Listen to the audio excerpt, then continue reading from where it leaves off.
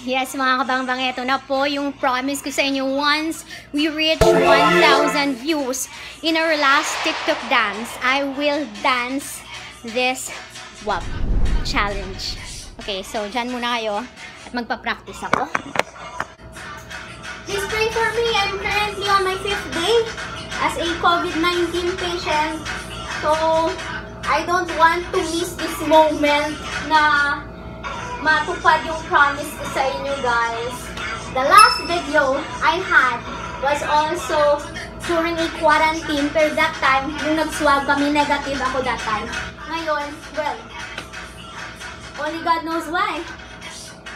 Para matapos ko itong challenge ko sa inyo, siguro nga naman. Okay.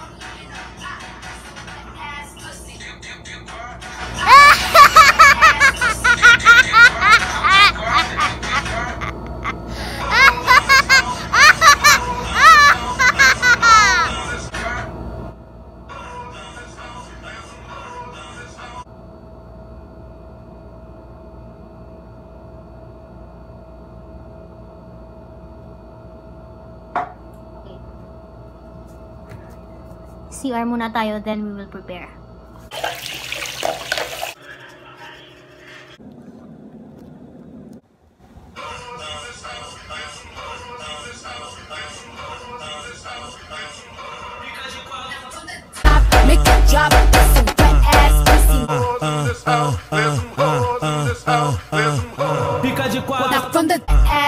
pussy. You got, you got.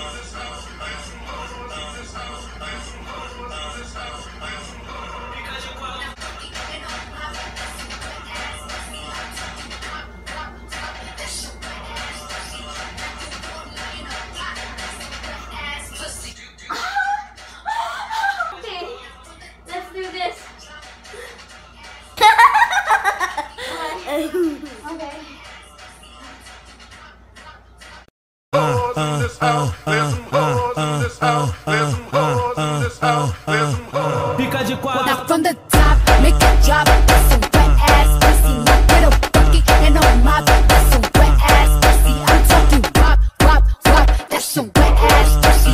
Macaroni in a pot. That's some wet ass pussy. You got, you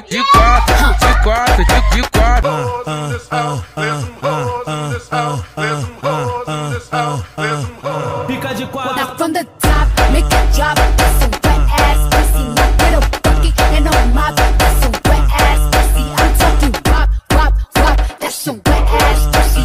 Macaroni in a pot. That's some wet ass pussy. You got, you got.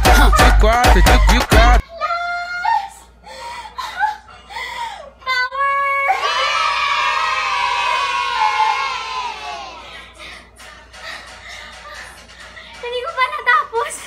Hindi ko pa siya nakayang mag-split, but at least, di ba?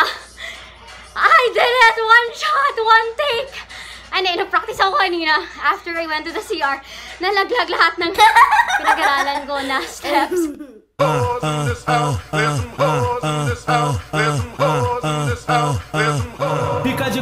from the top, make it drop. That's some wet ass pussy. Now get a bucket and a mop. That's some wet ass pussy. I'm talking wop, wop, wop. That's some wet ass pussy. Macaroni in a pot. That's some wet ass pussy. You got, you got. Yan, nag-practice tayo ulit, and there you go! We're done with our challenge. I won't challenge anymore the views. Hindi ko alam, but I'm really hoping na makakalabas tayo dito. Alive na alive! Hindi na ako mag-retake kasi hinihingal na ako. And I still have to take a bath. Yeah, that's actually my routine.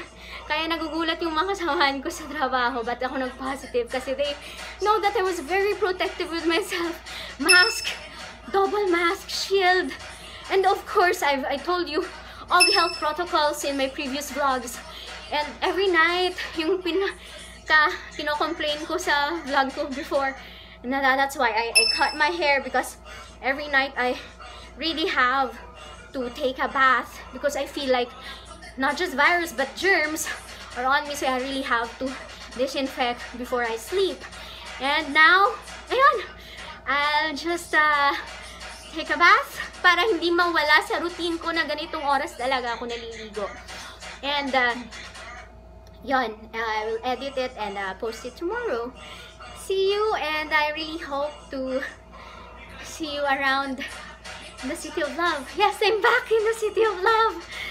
Yeah, there you go. Bye-bye! Ayaw kayo nakahapit ka mo sa akong channel. Kung bago pa lang ka mo dili, pindot ang subscribe button, pati ka ang lingganay, kag hindi pagkalimtin. Rubeinspired!